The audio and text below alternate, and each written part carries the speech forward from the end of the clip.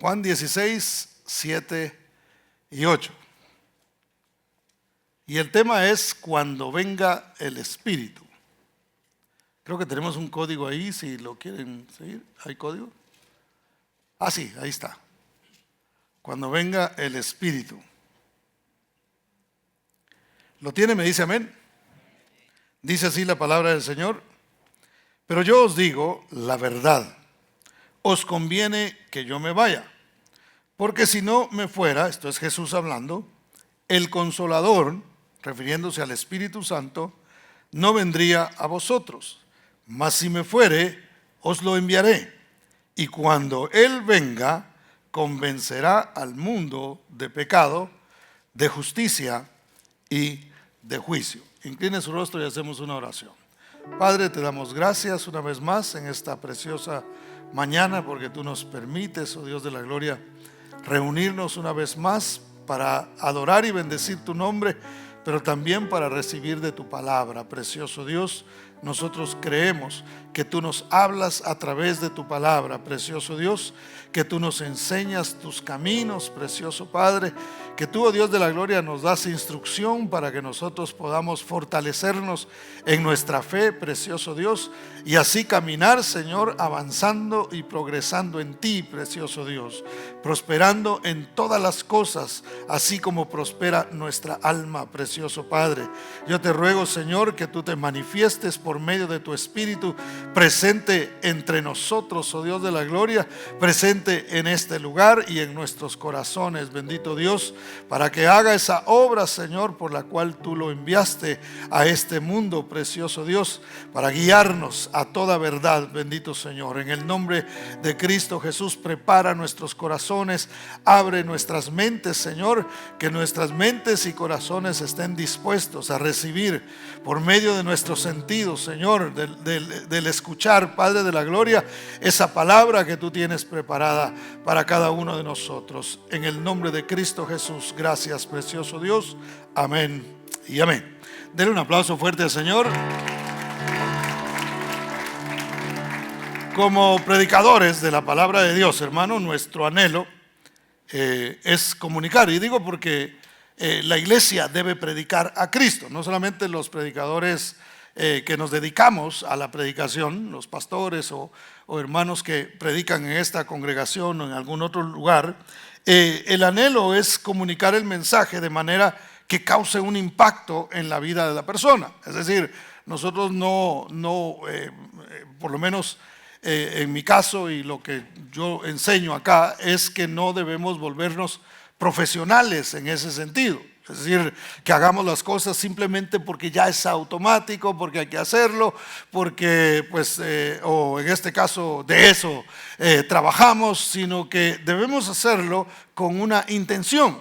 Es decir, la intención es que los ojos del entendimiento de cada persona sean abiertos. ¿Para qué? Para que la palabra entre con espíritu a nuestras vidas y cause los cambios que nosotros necesitamos hacer en nuestra vida.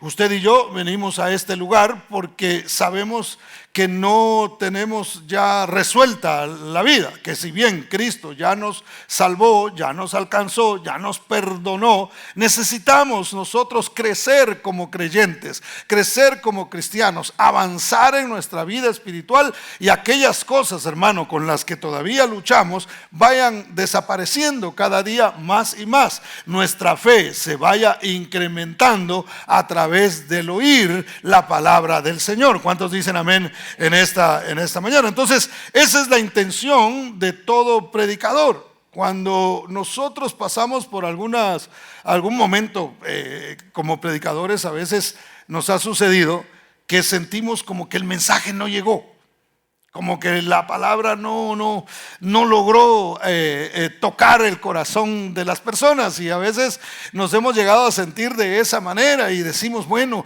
de pronto no me preparé bien, o de pronto no estudié bien, o de pronto no oré lo suficiente, y comenzamos nosotros como a sentir una especie de culpa o frustración porque no llegó la palabra como nosotros quisiéramos que llegara. Lo cierto es que no se trata de nuestra preparación, sino se trata de la revelación que Dios quiere traer a cada persona. Entonces puede en un momento dado, en un mensaje sencillo, el Espíritu de Dios actuar y tratar con el corazón de las personas, o de pronto, hermano, podemos estar muy bien preparados, pero no necesariamente el Espíritu está haciendo esa obra conforme al propósito que Él tiene. No sé si me doy a entender en lo que explico, pero lo importante es entender que es el Espíritu de Dios el que guía a toda verdad. No es lo elocuente que el predicador puede hacer, no es lo preparado, o todo eso es bonito y todo eso se escucha muy bien, pero lo importante no es que se escuche bonito, lo importante es que el Espíritu de Dios se mueva en medio de la palabra y de esa manera la iglesia podamos entender lo que Dios está hablando. Es más, la Biblia dice, el que tiene oídos para oír, oiga lo que el Espíritu está diciendo a las iglesias. No dice, mire, aunque la carta esa que le estoy hablando se escribió a un pastor, no está diciendo escuchen lo que el pastor está diciendo, escuchen lo que el Espíritu está diciendo a la iglesia. Entonces cuando usted y yo venimos a este lugar, tenemos que venir, hermano, con un corazón dispuesto, con oídos inclinados para escuchar la voz de Dios, para decirle, Señor, habla mi vida, que tu Espíritu se mueva en mi vida y me enseñe aquellas cosas que yo necesito aprender. Y a veces nos frustramos, hermano. A veces decimos, no, es que no me escuchan. Porque igual usted, aunque no predique en un púlpito, yo me imagino que usted le habla a alguien de Cristo. Y usted le dice a una persona, mira, pero es que Jesús murió en la cruz del Calvario y al tercer día resucitó. Y usted nota que algunas personas no entienden esto y dicen, no, pero también hay otras historias en otras religiones que también se menciona que alguien hizo esto, que alguien hizo lo otro, que se sacrificó y que la historia se parece mucho y qué sé yo. Empiezan a inventarse un montón de cosas, hermano, o de excusas. Y uno dice, pero ¿cómo es posible que no logre entender lo que yo sí entiendo? ¿Cómo es posible que esta persona no logre captar lo que yo le estoy explicando? Por más que le explico de manera sencilla, se lo pongo de forma que lo pueda entender, no lo está entendiendo. Entonces, ¿qué tenemos que hacer para no sentirnos frustrados, hermano? Entender una vez más que no se trata de nosotros, es el Espíritu Santo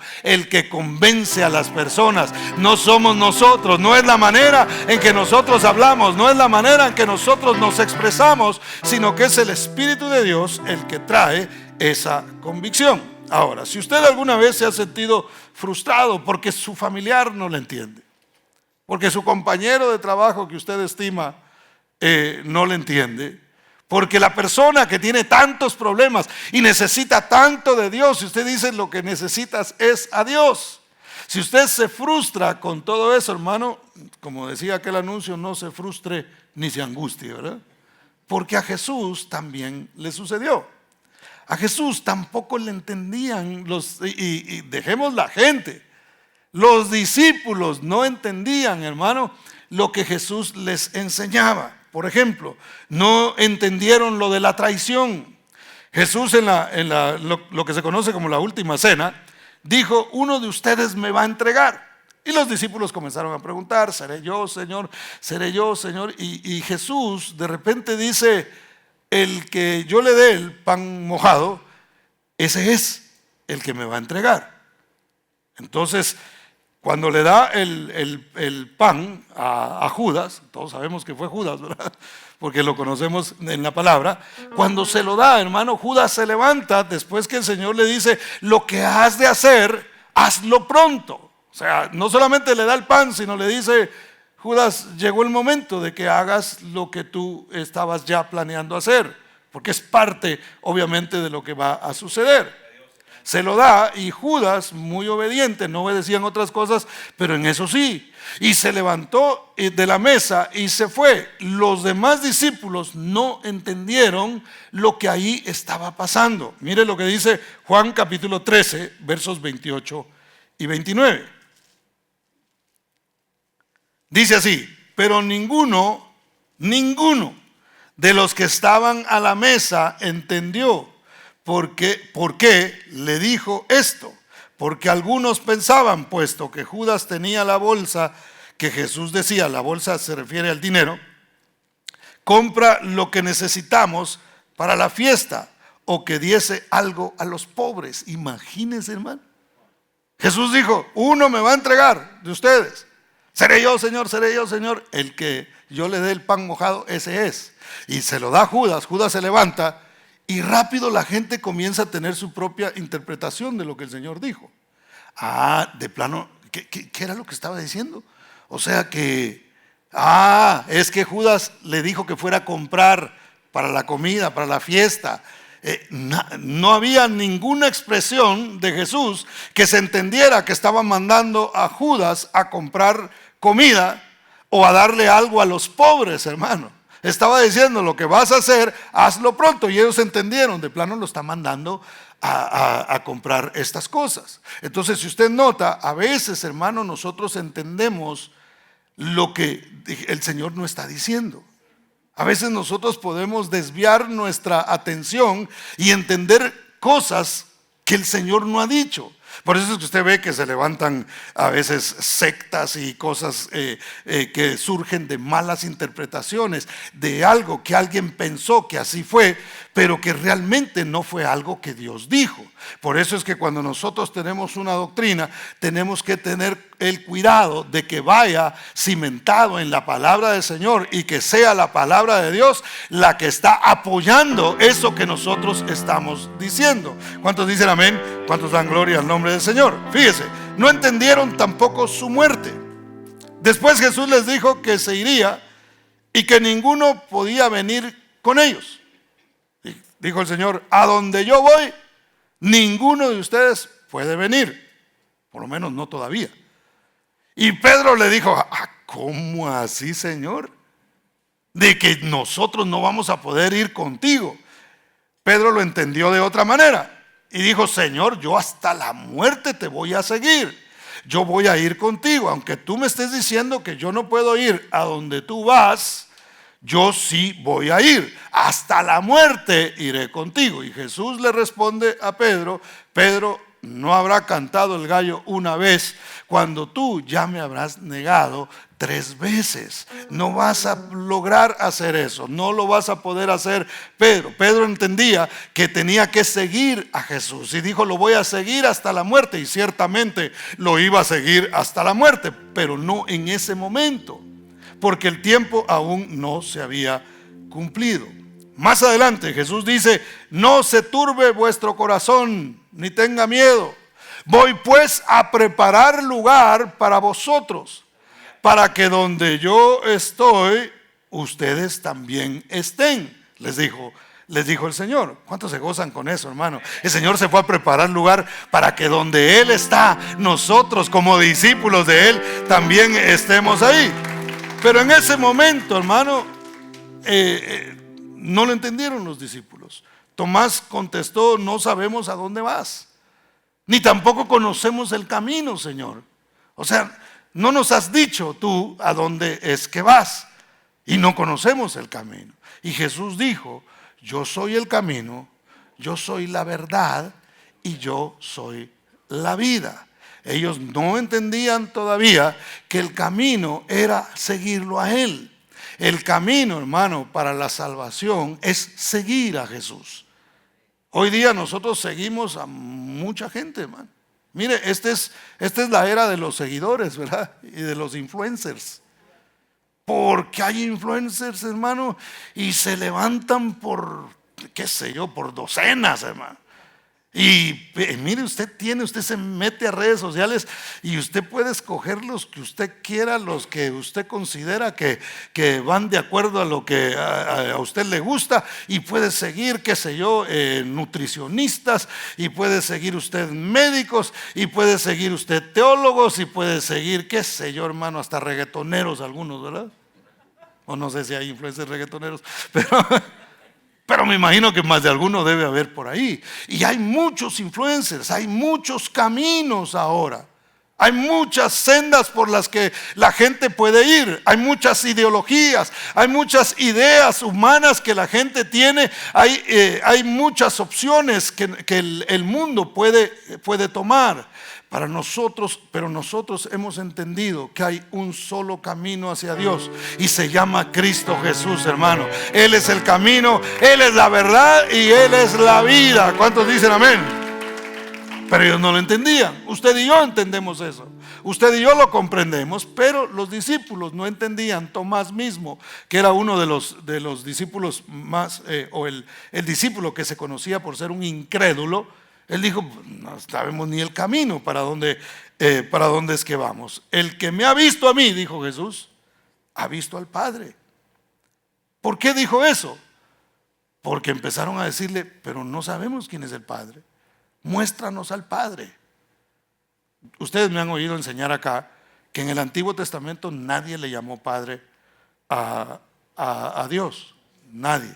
No se le conocía como Padre. Hasta que fue revelado el Hijo, entonces, hermano, fue que empezamos a decirle al Señor Padre, al Padre Celestial. Entonces empezaron a preguntar, porque oían a Jesús que Él hablaba del Padre. Yo voy a la casa de mi Padre porque ahí muchas moradas hay.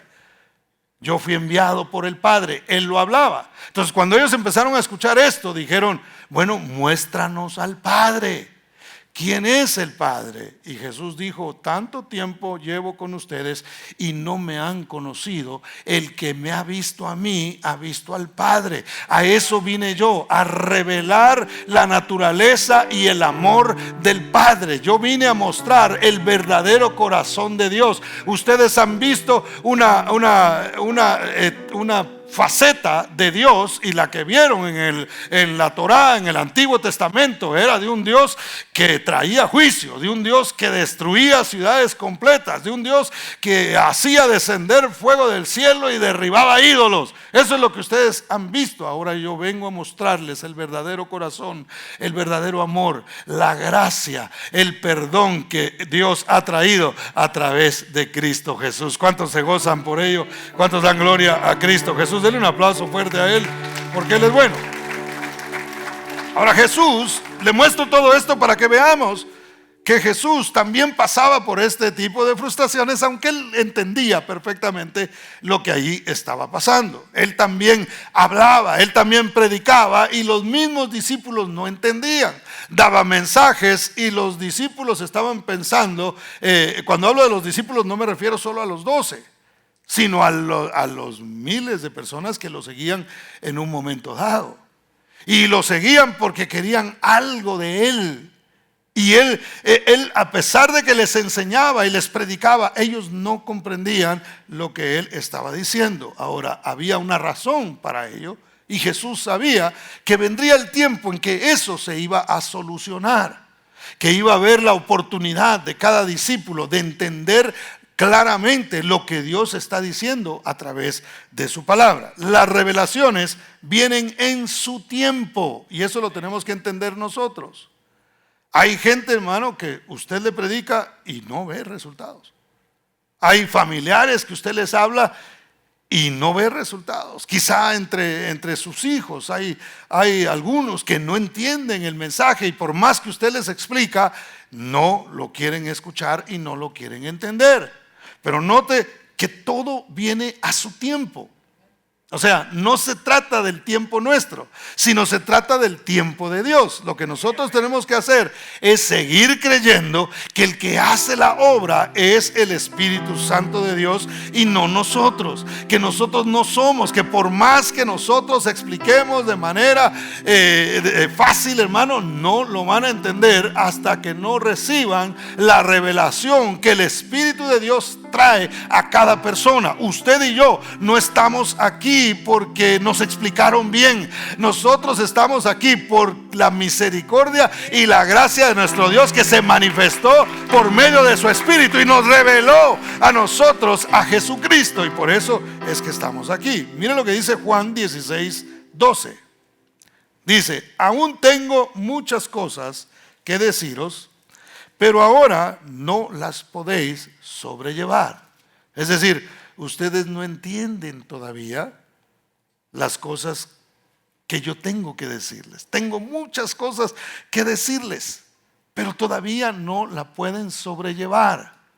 Vea, hermano, por eso es importante crecer en el Señor.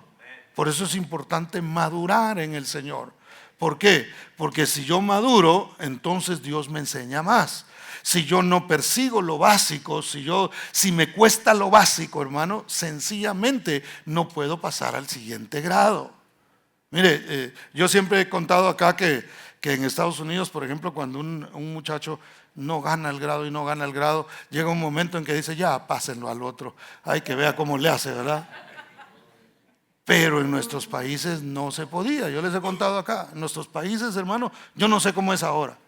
Pero ahí, algunos decían, yo he estado 12 años en la escuela, decían, sí, 6 en primero y 6 en segundo, ¿verdad? Porque no lo pasaban de grado, hermano. Si no sabía, si no aprendía lo que tenía que aprender en ese momento, le decía, no, lo siento mucho, no ganaste el examen, no lo pasaste, te quedas ahí, te dará vergüenza ser el más grandote de la clase, no por alto, sino por viejo, pero ahí te vas a tener que quedar hasta que logres aprender y pases. Bueno, ese es el sistema que Dios sigue utilizando, hermano. Si nosotros no podemos con lo básico, Dios no traerá una nueva revelación a nuestra vida. Si no hemos comprendido las cosas básicas del Evangelio, hermano, va a ser difícil que podamos entender aquellas que son profundas. ¿Cuántos dicen amén? Y aunque usted no diga amén, así es de todas maneras. Mire, el tiempo de la revelación es cuando, hermano, vendrá de manera particular a cada persona, pero este es el tiempo de la revelación. ¿Por qué? Vea lo que dice el verso 13. Dice, pero cuando venga el Espíritu de verdad, Él os guiará a toda verdad, porque no hablará por su propia cuenta, sino que hablará todo lo que oyere y os hará saber las cosas que habrán de venir. Cuando nos enfrentamos a la incredulidad de la gente, hermano, en realidad no depende de nosotros, depende de Dios.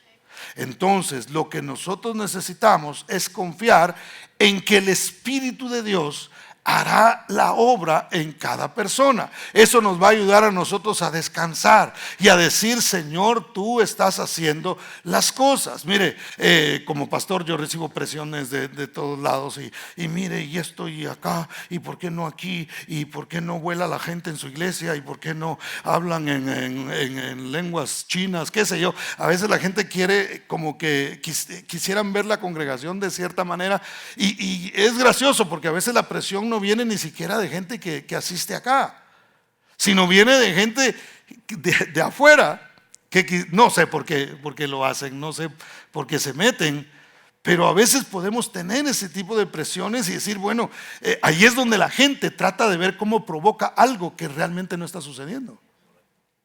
Ahí es donde la gente comienza a inventarse cosas y comienza a hacer, y mire, aquí está el Espíritu, porque aquí sí cae mucha gente, sí, pero no le dicen que le metió un empujón para que se cayera. No sé si me voy a entender. Hermano, yo no quiero hacer cosas que el Espíritu Santo no está haciendo.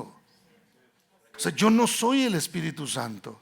Lo que Él quiera hacer, si Él quiere que la gente vuele aquí, hermano, que los ponga a volar Él. Yo no puedo hacer eso porque ese no es mi trabajo. Entonces yo no voy a provocar algo que humanamente yo estoy haciendo y que yo me lo estoy inventando. Queremos que el Espíritu Santo de Dios esté aquí en todo momento, por supuesto, lo creemos, aquí están nuestros servicios y el que viene a adorar, hermano, se goza en la alabanza y en la adoración y se llena de Dios porque sabe que el Espíritu de Dios está presente en este lugar. Y hay personas a veces que nos testifican porque puede venir como cierta frustración a nosotros de las presiones que recibimos. Pero hay gente que entra y dice, oiga, yo sentí algo diferente cuando yo entré acá. Sentí un ambiente distinto, hay algo aquí que a mí me ha llenado el corazón. Y ahí es donde vemos y decimos, el Señor se manifiesta de maneras que nosotros no entendemos. A veces nosotros queremos meter a Dios en una caja. Y queremos que Dios lo haga solamente de esta manera. Y solo así, hermano. No, es que tiene que ser de esta forma. No, Dios nos sorprende a veces porque las ideas que nosotros teníamos, hermano, se van quedando atrás cuando la sabiduría, la gracia, el amor, la presencia de Dios se manifiesta de la manera que Él ha designado hacerlo, en el tiempo que Él ha querido hacerlo. Entonces, hermano, volviendo a la frustración que puede haber al no ver cambios nosotros a nuestro alrededor, es dejar que el Espíritu Santo haga su obra. Ahora, ¿qué debemos hacer nosotros? Porque eso lo hace el Espíritu, pero hay una responsabilidad que nosotros tenemos como creyentes en nuestra vida propia y en lo que queremos ver en los demás. Porque ¿cuántos quieren ver a su familia entregarse a Cristo, hermano? ¿Cuántos queremos ver eso de verdad, verdad? Si usted lo anhela, hermano, dele un aplauso fuerte al Señor. Queremos verlo. Entonces, ¿qué hay que hacer? Número 1, debemos orar por la obra del Espíritu Santo. Es importante que usted y yo oremos. Si queremos que el Espíritu Santo de Dios venga sobre las personas, que venga sobre las vidas y en nuestra vida propia, hermano, tenemos que buscar de Dios. Lucas 11:13 dice: pues si vosotros siendo malos sabéis dar buenas dádivas, es decir, buenos regalos a vuestros hijos, ¿cuánto más vuestro Padre Celestial dará el Espíritu Santo a los que se lo pidan? ¿Qué tenemos que hacer? Volver una vez más al aposento alto, en un sentido figurado. Tenemos que regresar a clamar por el Espíritu de Dios, hermano, en nuestras vidas y en la vida de los demás, en nuestras casas, en nuestra congregación. Necesitamos el Espíritu Santo de Dios. Note que Jesús les dio la promesa a los discípulos y les dijo: va a venir el Espíritu Santo, no se muevan de Jerusalén. Pónganse a buscar, pónganse a orar, estén orando. Y ahí estaban 500 personas al principio orando y buscando, clamando al Señor porque el Espíritu viniera. Y usted conoce la historia. 380 personas se cansaron de estar orando, se cansaron de estar buscando y decidieron hacer algo diferente. Se fueron para sus casas, estaban demasiado ocupados, no se quedaron ahí, pero 120 se quedaron ahí clamando por el advenimiento del Espíritu de Dios, hermano. Y como no es con fuerza ni con poder, sino con el Espíritu Santo de Dios, la promesa se cumplió y los 120 fueron testigos de esa primera llenura del Espíritu Santo, hermano, donde las personas comenzaron a hacer cosas que jamás imaginaron que iban a hacer. Comenzaron a hablar en lenguas, comenzaron a hablar en otros idiomas. Ahí había personas que escuchaban el mensaje en su propio idioma y decían: ¿qué es esto que está pasando? Algunos no lo entendían y decían: se me hace que están borrachos. Y por ahí de repente Pedro dice: no, no están borrachos, sino esto es lo escrito por el profeta Joel: en los postreros días derramaré de mi espíritu sobre toda carne. Y usted conoce el verso perfectamente. Entonces, hermano, necesitamos clamar a Dios por el Espíritu. El Espíritu Santo es una persona y es real y fue enviado por Cristo Jesús. No lo podemos ver, pero sí podemos ver sus efectos. Es comparado con el viento, ¿verdad? El viento usted no lo puede ver, pero usted lo puede sentir. Usted puede ver lo que el viento hace, hermano. Creo que 8 días, bueno, aquí de repente se sueltan vientos así que comienzan a soplar fuerte, ¿verdad? Y usted llega a su casa y usted ve aquel montón de hojas, ¿verdad? A veces tiradas enfrente o qué sé yo, porque hay un árbol por ahí cerca, y usted puede ver esos efectos, los efectos del viento, aunque no pueda verlo con sus ojos físicos. No se puede ver el viento. Entonces, ya me entendió la analogía. El Espíritu de Dios es así. ¿Cómo yo sé que tengo el Espíritu Santo? ¿Porque tiemblo? No, porque ahí juegan un poquito las emociones. Donde se ve el Espíritu Santo es realmente en los cambios que yo estoy haciendo.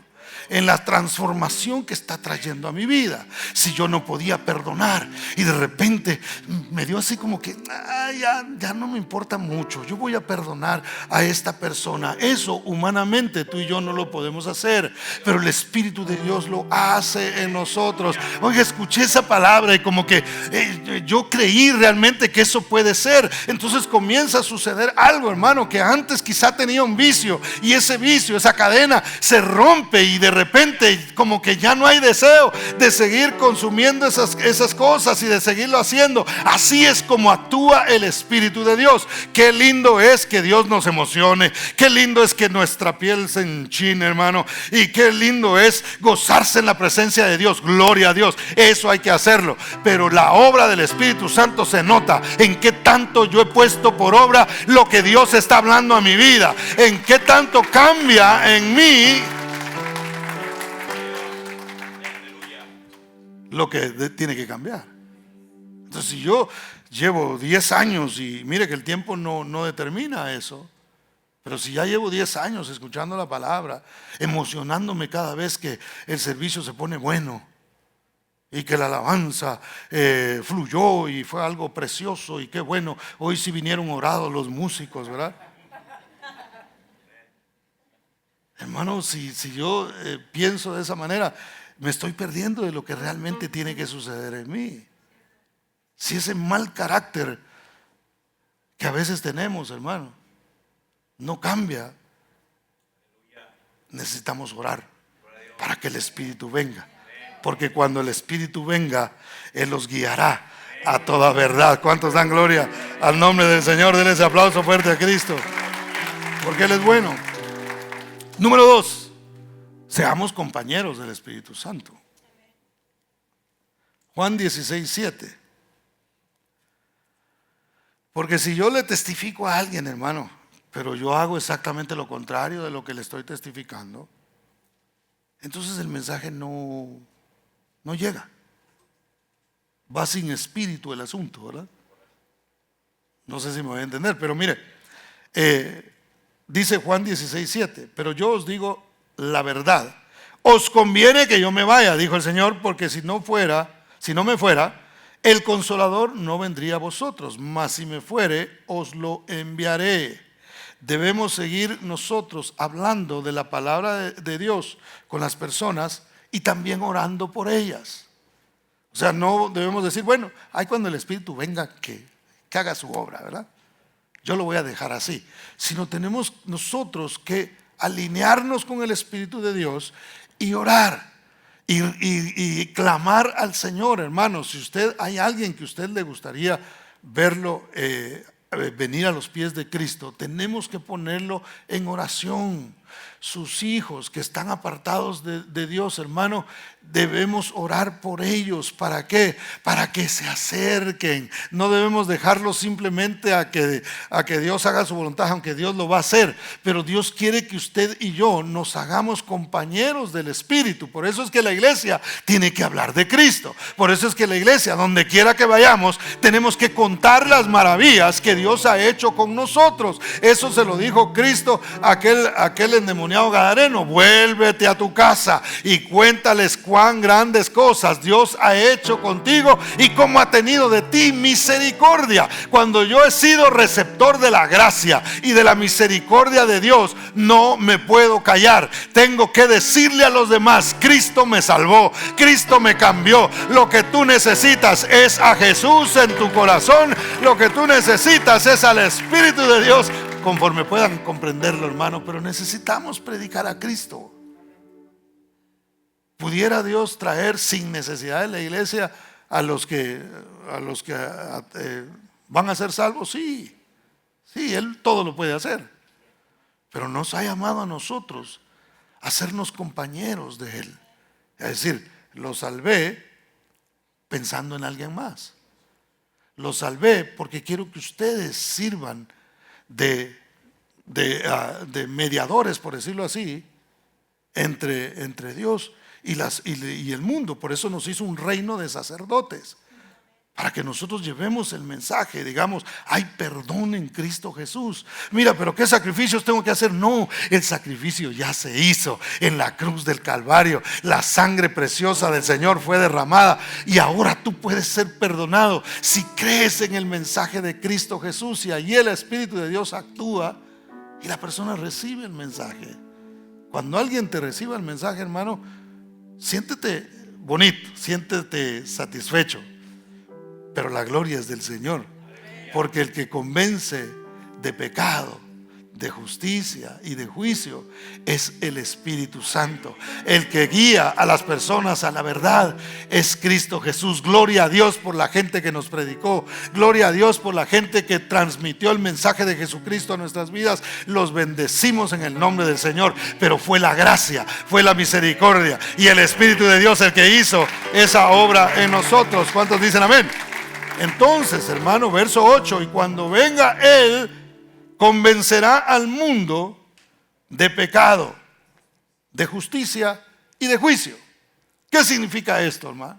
¿Qué quiere decir que Dios, que el Espíritu convence al mundo de pecado, de justicia y de juicio? ¿Qué es que nos convenza? Bueno, de pecado, note que no dice pecados, sino que dice pecado, en singular. Verso 9: de pecado por cuanto no creen en mí. ¿Cuál es el pecado por el que la gente no se va a salvar, hermano?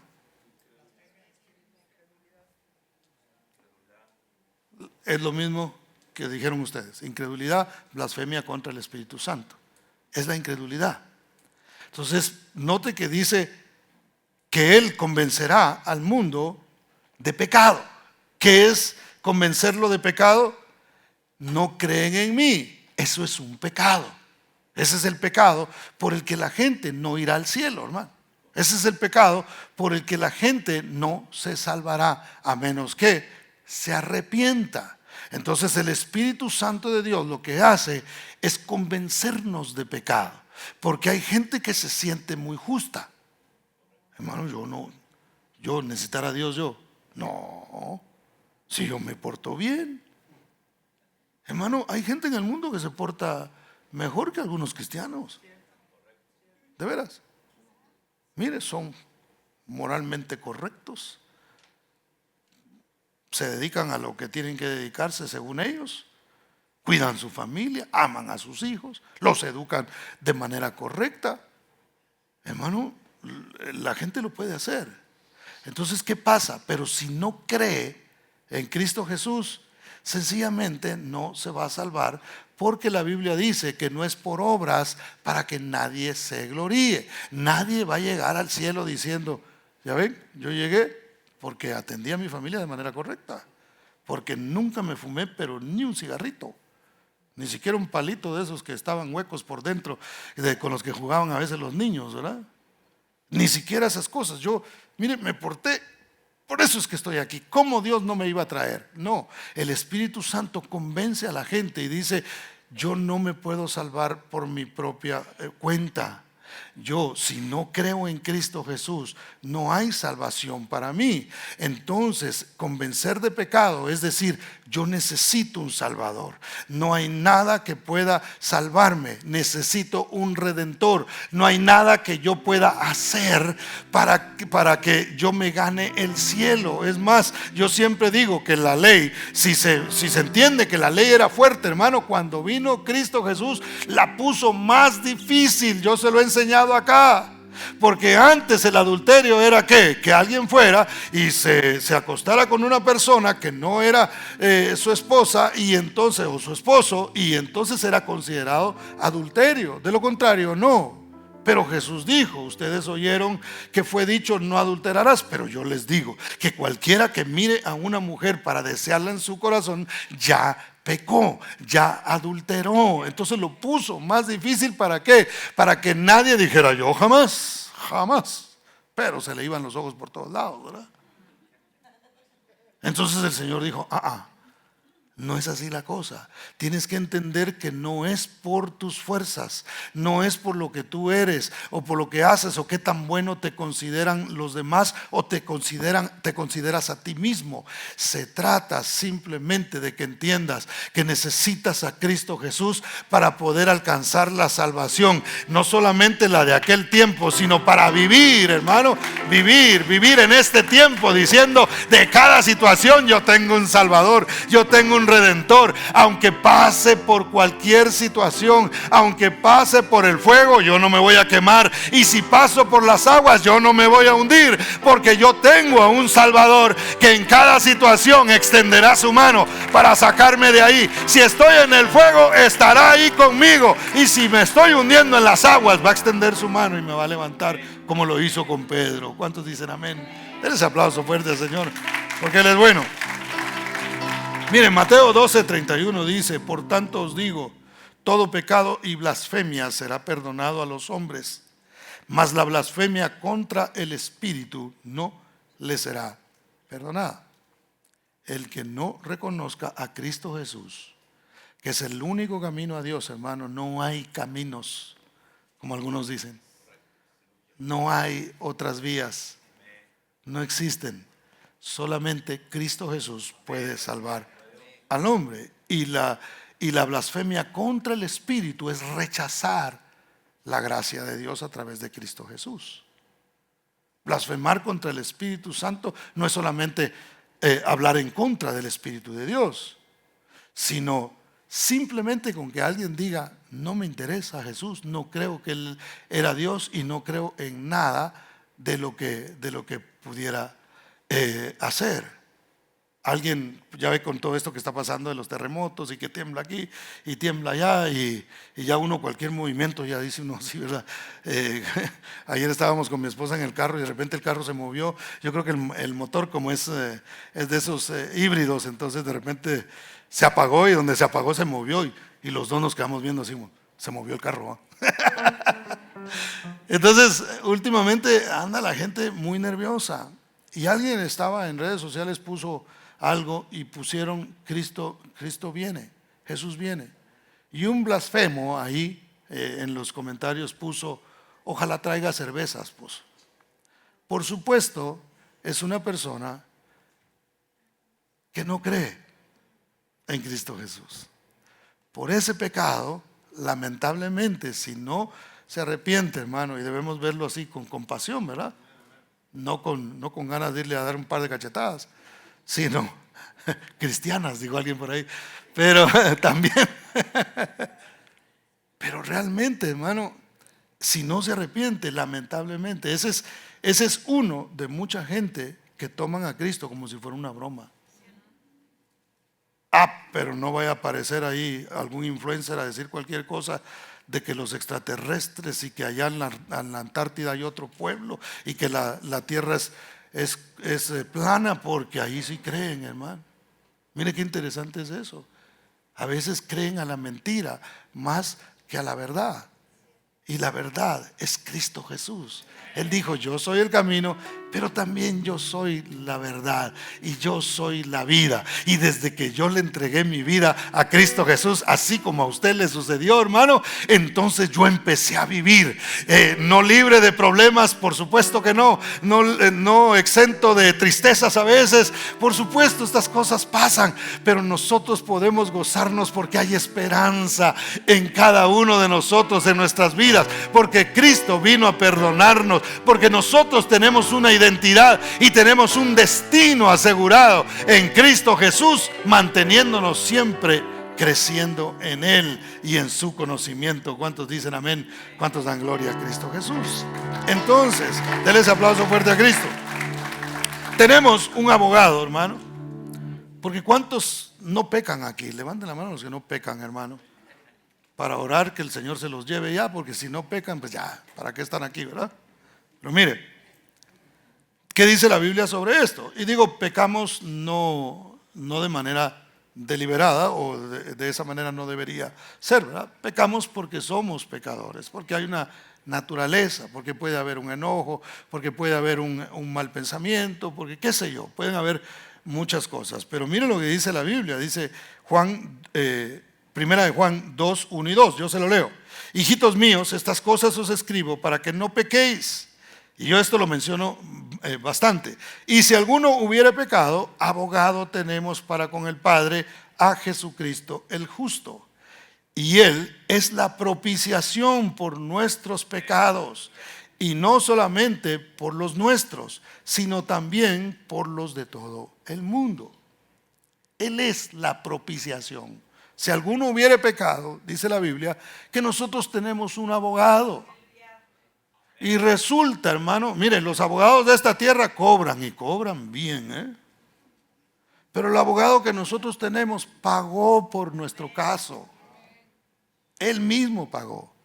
Y cuando usted paga por algo, usted pide los derechos de lo que usted pagó, ¿sí o no?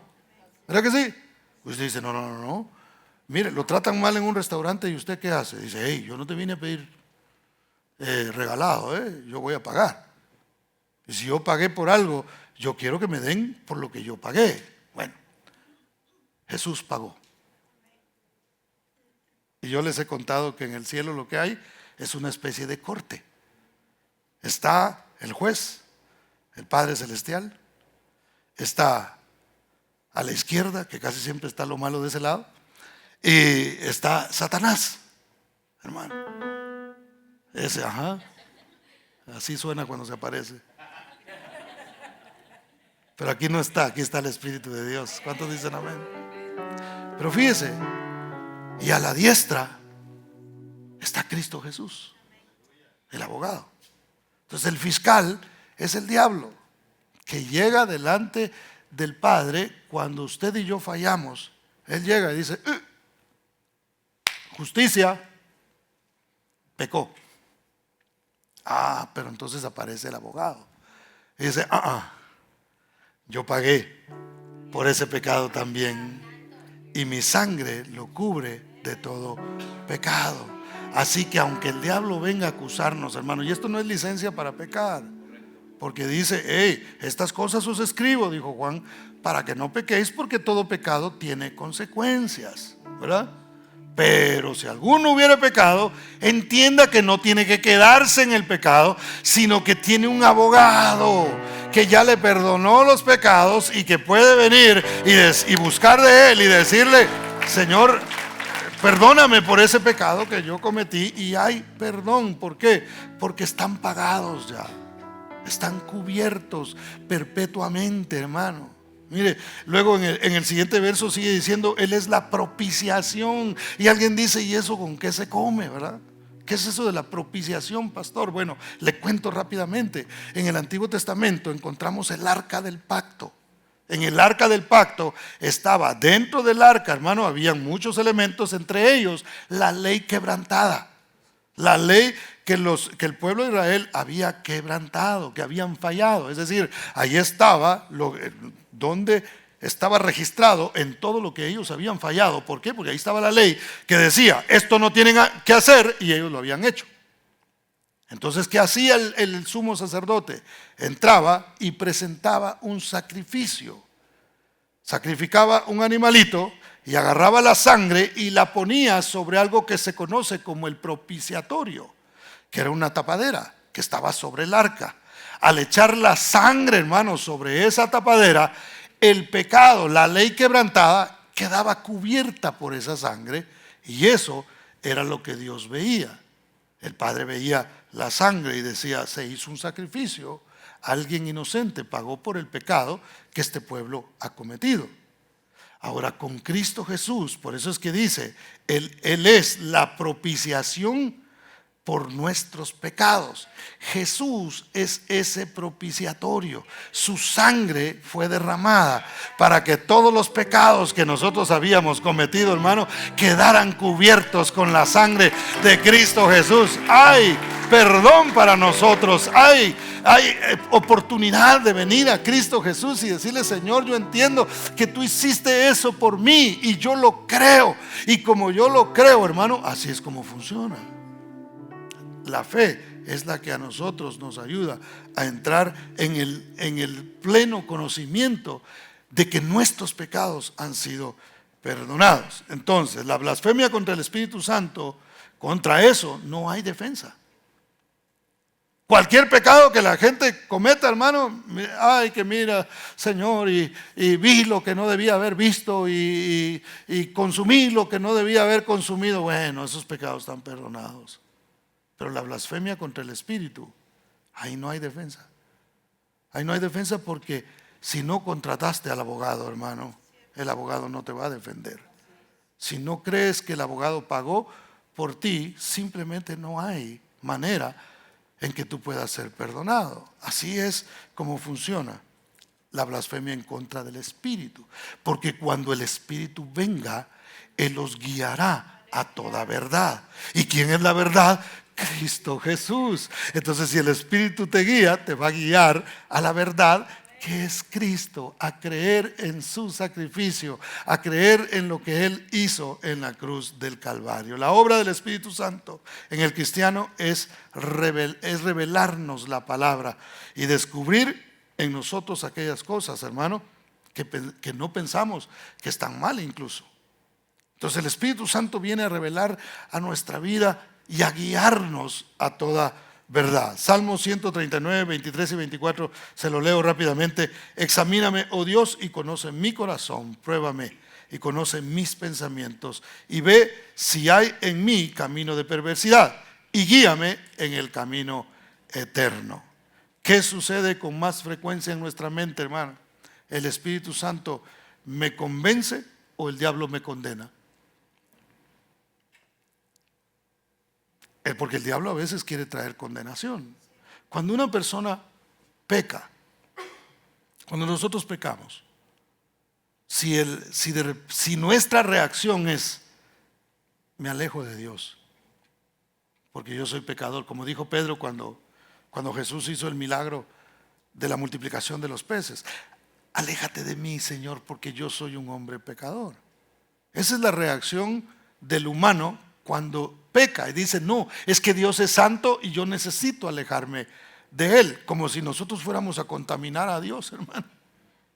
Y lo cierto es que nosotros no podemos contaminar a Dios porque Dios no puede ser contaminado. Al contrario, Él quiere seguir influenciando nuestras vidas, hermano. Si vas a buscar un influencer, busca a Cristo Jesús, el mejor influencer que tú puedes tener, al Espíritu Santo de Dios, para que cambie tu vida y te empuje a hacer las cosas que Dios quiere que tú hagas. ¿Cuántos dicen amén? Entonces, tenemos que acercarnos al Señor. Cuando te alejas, hermano, no es el Espíritu hablándote, no es el Espíritu diciéndote, ya ves, eres demasiado pecador, ya ni vayas a la iglesia, ya no ores porque Dios ni te va a escuchar. Eso no es el Espíritu de Dios.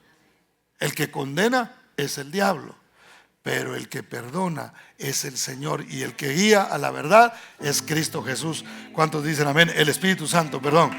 Denles aplauso fuerte al Señor porque Él es bueno. De justicia.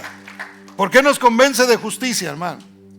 Juan capítulo 16 y verso 10 dice, de justicia, por cuanto voy al Padre, ¿y qué dice?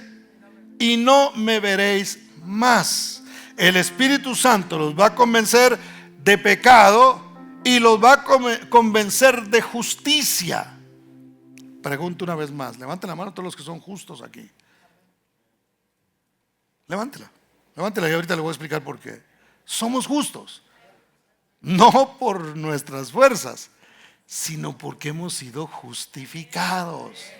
Entonces dice, el Espíritu Santo les va a convencer a ustedes de justicia. ¿Por qué? Porque ustedes no me van a ver. Mire, ¿cómo se dio la justicia? ¿Cómo fue el primer justificado, hermano? ¿Vio algo o no? El primer justificado, es que él le mostraron toda la película, ¿verdad? Le dijeron, mira, va a venir, así como cuando usted miraba las películas en Semana Santa allá en su país. Y va a venir Jesús y lo van a llevar en la cruz y lo van a maltratar. Y entonces él va a ir y simplemente va a morir en la cruz. Por supuesto, hubo una revelación de lo que iba a suceder, pero él, sin haber visto, creyó. Dice la Biblia, y creyó Abraham a Dios, y le fue contado por justicia, porque le dijo: sal de tu tierra, de tu parentela, a la tierra que yo te mostraré.